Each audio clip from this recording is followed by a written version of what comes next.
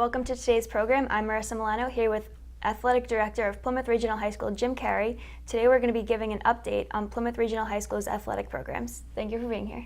Thank you, Marissa. This is great. To start off, volleyball so far this season has a 9-3 record this season. Yep, no, volleyball's having a great year. They're 9-3 on the season. They, out of their 3 losses, lost twice to Guilford, who's pretty much the measuring stick and has been the last few years. But Coach Mary Boyle, she's been doing it for a few years. She went into the season really excited about this group of girls and their potential. But as you know, in athletics, records aside, she liked the camaraderie, she liked the chemistry that she felt this team could build, and she was right on in preseason, and they're getting better every day. So they're having a great year. Next is girls soccer. So far they have a 2-6-1 record. Yeah, the girls soccer team. We also have 2 new coaches there. Not also, but we have Kyle Reed, Matt Dubois Matt is our JV coach. They're both new to the I guess paid positions. Kyle had helped us the last couple years, and he had coached at Merrimack Valley. They're having a good year. They've record aside, I'm seeing some great things from the team. They've had some injuries, some significant injuries. Senior captain Margaret Gosher got a broken collarbone, got injured, and a number of other girls too, and ones that were in the lineup. But they're playing well. They're off to Kennett today, in fact, and hopefully they had a hard-fought, I think, 1-1 tie against Kennett. You guys, I think, covered it. That was one of the double overtime. So they're improving. They're having a good season, and I'm looking forward to big things in the future with Coach Reed, Coach Dubois, and the girls soccer. Another team that's doing really well is boys soccer. So far they have a 6-5 record. Yeah. Boys soccer, we have Coach Elderkin, Jesse Elderkin, who was a longtime coach for us, and then he's started a family, had a couple children, and boy, we're excited to have him back. He and Coach Casarino have been involved in that soccer family for a long time, and they're playing very well. They've surprised some teams, both in beating them, but also played some of the top teams to 1-goal games. So they're a team that come tournament time, I don't think any of the top teams are going to want to see Plymouth, because they too have been improving, which is always a goal as a coach, is try to improve each and every game, and the boys soccer team is clearly doing that. So I think they're up at Kennett tomorrow, hopefully with the sandwich fair and the Freiburg fair. We don't have to send them out at 8 in the morning, but they can get through that traffic and come home with a victory. Looking back at the girls' side, field hockey, so far they have a 5-4-1 record this season. Yeah, and field hockey, they've, I think the last couple years, they probably only had 2 victories in each of those years, so 5 victories on the season. And one game that really jumps out to me, I know they began the season at Hanover, which Hanover plays on turf, which field hockey, that game has really evolved to, most of the colleges are playing on turf, a lot of the high schools are playing on turf, and it's a different game on turf. So, but anyhow, we lost to Hanover 5-1 to open the season, and then a month later we get them at our place, and I believe it was a 3-2 victory. So that's quite a turnaround, quite a show of progress, and good senior leadership there to have stayed with a couple tough seasons, and now kind of reaping the rewards of that, and hopefully they can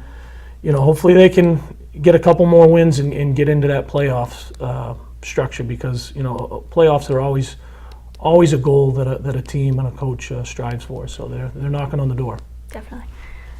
Football is having a great season so far, 5-0. Yeah, 5-0. Football team has done well. Obviously coming off of a pretty magical championship run last year, and a lot of the same kids, especially in some of the skilled positions. The line has changed, and Coach Sanborn, Coach Bounds, and the people working on the line, Coach Cass, they did a great job last year in helping that group grow, and I'm seeing it again. But everybody, when you have a lot of kids come back from a championship team, a lot of people think it's going to be easy and going to be the same, and it's not often the case. Just a few personalities, you even see it at professional levels, can change the chemistry in a locker room and on the field. So this team's done really well to go out 5-0. I know coach is just like any other team, even though the record they're undefeated. There's plenty of room for growth, and so it's going to be, a few weeks. Our last home game is against Milford. They have the old Bobcat Nation where we dress everybody, but I think that's later in October. It's probably 4 weeks away that it is, but and then try to go for that a playoff run again. But really, in all those sports, one game at a time. It's especially important in football where you only play, once a week. So they're hopefully can keep that mentality of one game at a time and not get ahead of themselves and who knows, maybe find themselves back in that championship game. Hopefully. And along with the football team is the Spirit team. Did you want to talk about? Oh yeah, I mean Spirit. They coach today Morrison and the kids. They bring so much energy and enthusiasm every day to our whole school community, not just to their team, not just the football team, but if anybody had come to the pep rally and see what those kids can accomplish and in their routine. And they have a state championship tournament as well, and I believe it's November 5th down at Pinkerton in Derry, New Hampshire, and it's the afternoon session, I believe at 1:30, but you can go on the NHIA website and see that. But now they, a couple years ago, finished second and runner-up in that division, and it is impressive when you go down on that day and watch, because it's a little different than in a game day. I mean, they have their full-blown routine that is quite involved, quite detailed, and they work on it all season long. So we appreciate what they do, and hopefully they'll have another good day down there on the 5th. And one team that actually has finished up their regular season right now is the golf team. They are 18-1 going into playoffs. I think 18 and they're 19 and 8. Sorry. Yep, no, that's okay. And we had Charlie Wheeler and Jeff Park take over the program last year, and we went up to Owl's Nest, and we just saw the numbers really, really grow. And last year, I believe we missed the team tournament, pretty much by one loss. One more victory would have been in. In a golf match, there's usually about 2, 3, 4 teams involved, so you can go 2-1 on a given day. And that makes up their 19-8 record. So this year they are in the tournament, and they will be hosting the tournament up at Owl's Nest, our home course, and obviously Coach Wheeler and Coach Park, they're the GM up there and the golf pro. So hopefully we get a little advantage playing on our course. It's great to see the team back in the playoffs. In golf, if the team doesn't make it, some individuals can make it. But this year we're going to have our 7 players going. And then if anybody qualifies, they'll also play on Saturday in the individual tournament. So they've had a great year, and hopefully it'll do well on Tuesday and have a couple qualify to continue next Saturday. That's great.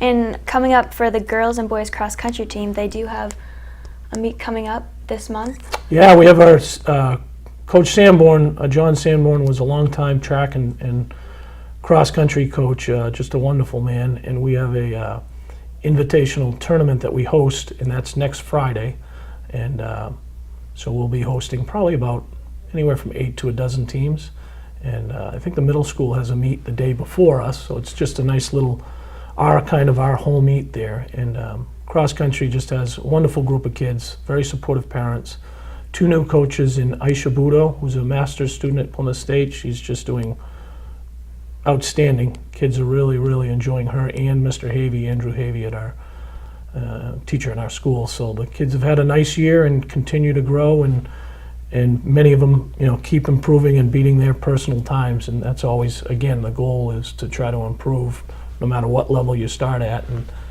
And girls team is doing well, and boys team also. So next Friday, a home meet will be fun to host. Now, to talk about the student athletes a little more, some students participate in more than one sport. How do your students handle that and go about choosing which sport is their dominant sport? That's a great question, because a lot of states don't allow it. Some schools, I guess, don't allow it. We've always felt, and I kind of worked for the gentleman prior to me, Mr. Linehan, Chuck Linehan, and we, when our state allowed it, we try to allow it to the best of our ability. But we'll have kids prior to the season sit down with a dual sport contract, it's called, and they have to pick a primary sport and a secondary sport. So we have a couple soccer players that are kicking for the football team, but their primary sport is soccer. So they'll attend all of the soccer practices and soccer games first, and then with the two coaches communicating with the student athletes, if they need them for a practice, they might jump over and practice there. We have a couple kids doing it with cross country and soccer. I think we have, I believe, 4 this year. We usually have a handful, so it's good. It doesn't always work. Sometimes it's. I had it when I was coaching. Probably the most unique scenario was basketball and wrestling. I mean, we did that. That's hard to pull off. It's oftentimes the individual sports and then the team sport that it might work. But yeah, if people are willing to communicate and make that extra effort, we try to make it work if it's the right thing and the student athlete wants to try that. So Yeah, that's awesome that you guys do that. I mean, I'm from Massachusetts and we were never allowed to do that in high school. Yeah, I have friends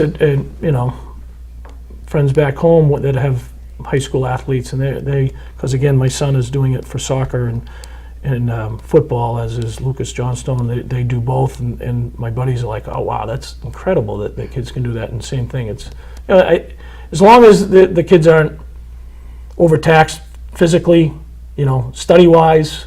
If we know these kids try to do a lot. If it gets to the point that they're really feeling that they're stretched thin, then it's not a healthy thing. But for the most part, it's worked for us. And not to mention time management too is a huge thing. Well, it shows a lot. Again, you go off to college, you got to learn.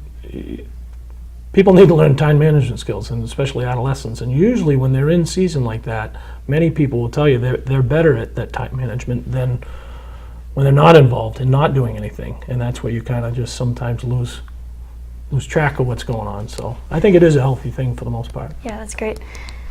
Going on to a little bit of not a fun subject, injuries in student athletes.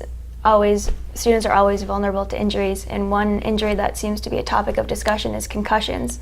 How do you view head injuries, and what do you really advise your students to do if they are showing symptoms? Well, clearly communication. You always talk about that, and everybody right now wants to always point towards football, and obviously it is a concern, but I believe even in some NCAA, I'm not positive of these facts, but I think there are some other sports that the head injuries are higher than in football. But I know football is kind of a concern, but trust me, it isn't just our football players that have had concussions. We have John Bruley, our athletic trainer, who actually handles the elementary schools as well.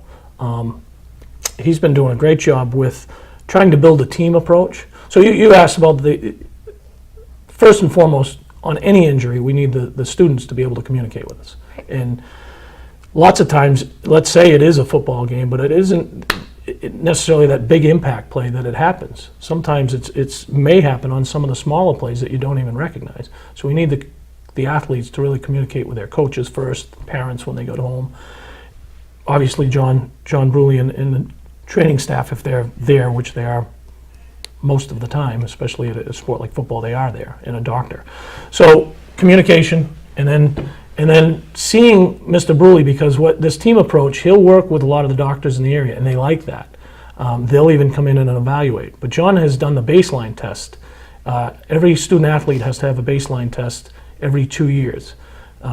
So when they do have that concussion, and then we work with the parents, and we work with the doctors, and we work with the teachers, because it's not just a return to play, and more importantly, it's a return to learn. I mean, lighting, computer screens, kids are affected by that more so. So we're worried about that first before even getting them on the playing field.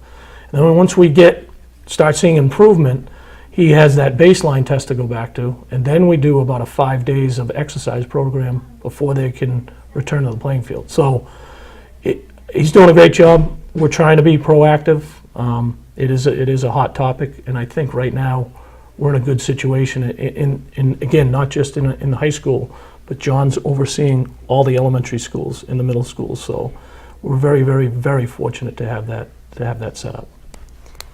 Great. And moving on, Plymouth participated in the New Hampshire Tackles Hunger food drive. Do you know how much your school raised? Yeah, I believe it was over 2 tons. I think it was 4,500 pounds. I believe my math is correct. Back in Back in the day, that's over 2 tons of food to the local food pantry. And again, we take a lot of pride, we meaning the whole school, because it isn't just a lot of schools, and I actually told Jamie Staten at Channel 9 about this, that we do it as part of our homecoming week. It's not just on Saturday. So that's the reason. We have pretty good numbers, but it's a lot of schools might be, when they first started doing it, just collecting it at the football game on a Friday night or a Saturday afternoon. Excuse me.